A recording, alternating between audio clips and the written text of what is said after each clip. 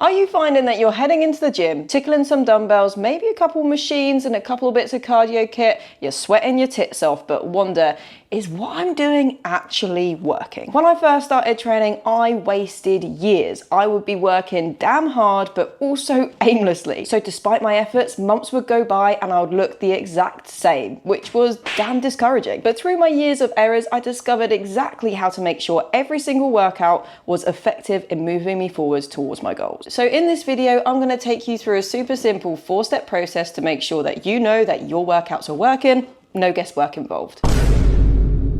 So many people just walk into the gym and wing it to fuck. You don't have a program, you just do what looks appealing or feels appealing at the time and end up doing loads of random shit. Or maybe you do have a program, just you're a little program harlot. And so you pick up a program, you get bored, and within 2 or 3 weeks you're trying a new one because it's shinier, newer, and you think that one's going to be the thing that gets you unlimited results. And if that is you, let me grab you really firmly and tell you, stop being a little dickhead. Because if your goal is to build muscle, be toned, be defined, get stronger, any of the above, this behavior is literally fucking your progress. The best programs out there are programs that repeat the same movements week on week on week with little to no change. Because the reality is the first 2 to 5 weeks of a training program, most of the adaptations that you see are neurological. AKA, it's your brain catching up with what your body's trying to do. You're learning the technique of the movement, your coordination is starting to catch up, your muscles are starting to switch on. And then it's after that initial brain catching up stage that your muscles are really starting to cook. And it's the adaptations you see after those first couple of weeks that are really coming from your muscles getting bigger, stronger, the things that you want. So if you're swapping and changing shit just for the shits and giggles every other week, you're not sticking at anything long enough for your body to have a chance to even do the things that you want it to do. So find a program,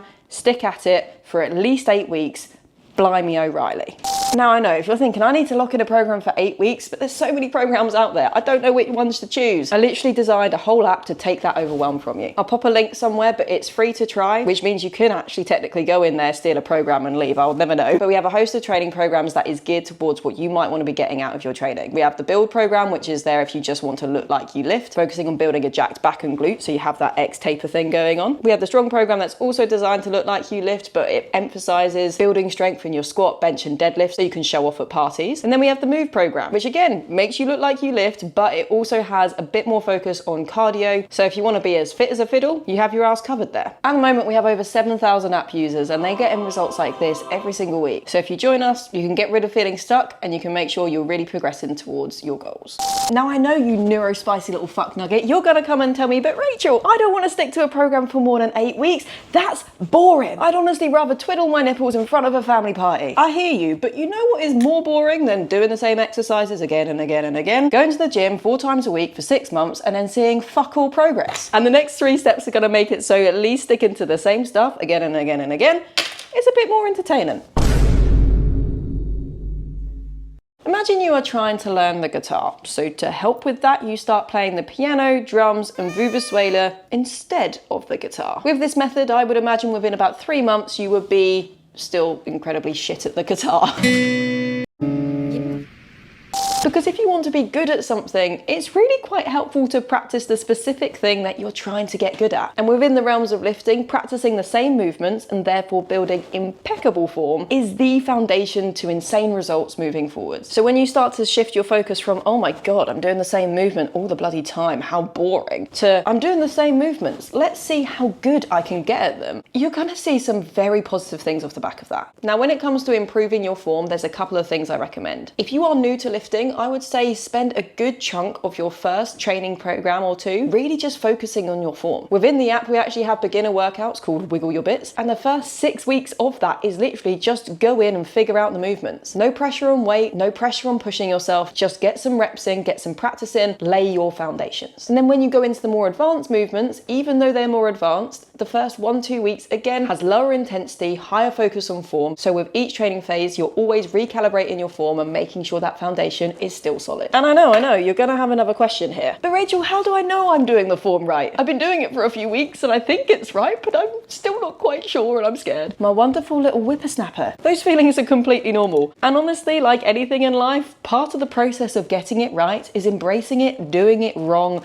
along the way. So if you're in doubt, start with lighter weights before going to progress the weights up and tackle each and every rep with intention. Ask yourself, what What muscle is this meant to be working? With a bicep curl. Can I feel my bicep actually working? Is there other joints telling me to fuck off? That's probably not right. And then try to get some consistent feedback so you can analyze whether you're doing it right or not. Pop your phone up against a water bottle and get a few videos of your form. I know, disgusting. Or ask for help.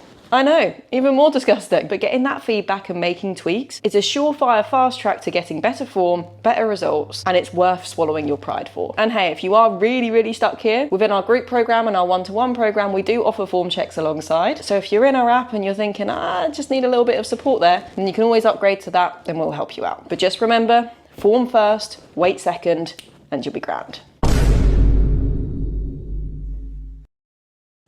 Now, if I were to tell you to save £500 by the end of the year, this isn't a pound, it's a Venga Boys dollar, what would you do? Would you regularly check your bank account, make sure you're making the necessary deposits, or would you live life like normal and just hope to fuck that by the end of the year, the money's gonna be there? I'd guess even if you were earning a fair amount of money, you'd still be checking shit, because what isn't measured isn't managed. And if you're not tracking, you're simply guessing. And tracking your workouts is literally one of the simplest things you can do that reaps so many rewards. And to not do it is low-key mental, because when you track your workouts, you get clear as day the data to suggest whether your workouts are working or not. And the byproduct of seeing muscle growth is that you'll be seeing a thing called progressive overload happen. In simple terms, progressive overload is seeing that you are improving over time. So that could be that you're lifting more weight, more reps, or maybe you're lifting with better form. All in all, what you're seeing is that your muscles are needing a greater stimulus in order to be challenged, and that happens as a result of getting bigger and stronger, the things that you're wanting to train for. Now, if this concept is completely foreign to you, this is how it can look. Say you're doing a shoulder press and you're aiming to be in the 8 to 15 rep range. You find 10 kilograms is quite challenging there, so that's where you start. In week 1, you do 9 reps, then 8 reps, and then 8 reps for your 3 sets. And then in week 2, when you go in and continue to push yourself, you see that you manage to get 10 reps, 9 reps, 8 reps. Week 3, 10, 10, 9, 4, 11, 10, 10. You keep going and you finally hit around 15 reps on that 10 kg. So you then go and increase the weight, say up to 12 kg, and then when you go and do your sets here, you go back down to 8 reps, 7, 7 or something. Throughout this process, you've been able to do more and more reps, and then you've been able to increase the weight, and you can go through this process again.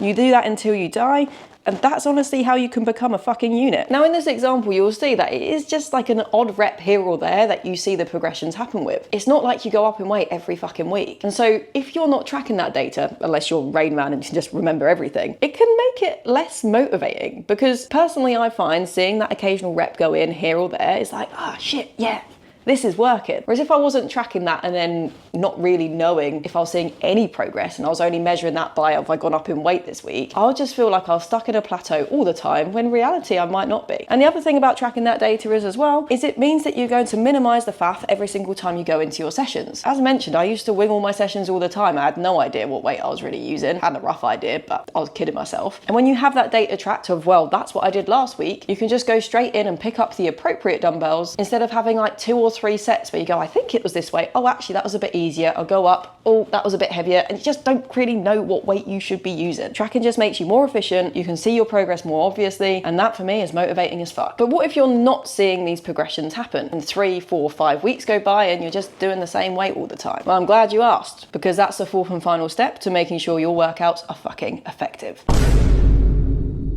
Every couple of months, I like to host a live lifting day with some of the little scallywags in our coaching programs. And the most common thing that comes from those days is, well, one, that apparently I'm a lot taller than I come across online. I'm a certified lanky bastard. I don't know how that doesn't come across. More importantly, 2, everyone comes out with a ton of PBs and saying, holy shit, I didn't realize how heavy I could lift. And I don't find that surprising at all, because it is incredibly well documented that most people don't train hard enough. And I know for one, in my own journey, I didn't really understand what training hard looked like other than just getting a bit of a sweat on. But when you have a training program, your form is impeccable, you're getting good habits in place like tracking your progress. The final piece of the pie that really fucking drives this home is that you know how to train hard well. Because in the data, we see a very common trend. The biggest driver of muscle growth is the amount of mechanical tension going to the muscle that we're wanting to grow. But what that looks like in real life is, you know that bit in the set where you think, why the fuck am I here? You're trying to do the rep, but it is slowing down even though you can't help it. Your face is contorting like you're a bulldog that is chewing on a fucking wasp.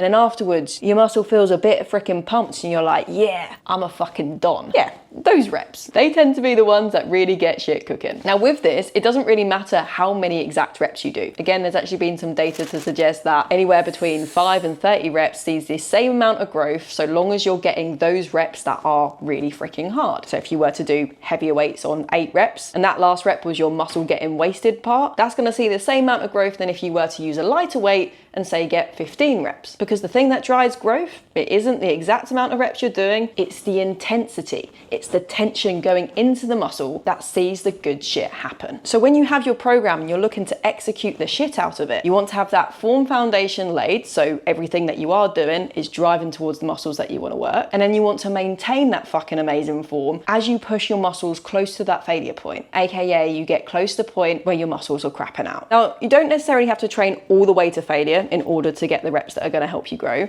but you do need to train at least 5 reps shy of it, most likely. Because as we get closer to failure, we get more stimulus to the muscle, and it is really those last 5 reps that tend to drive the most growth more than the ones that are before it. Now, you might think 5 reps away from failure, that sounds pretty easy.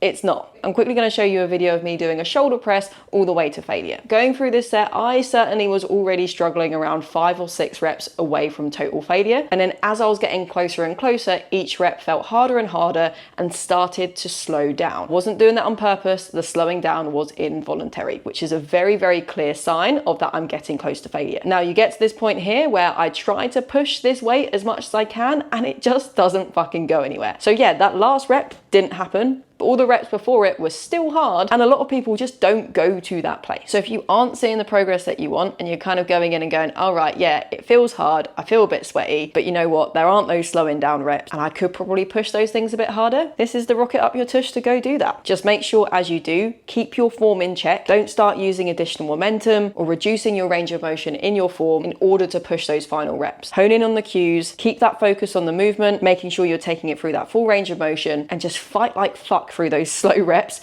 so you can drive as much growth as you want. Do that and you're going to have a hard time not building muscle.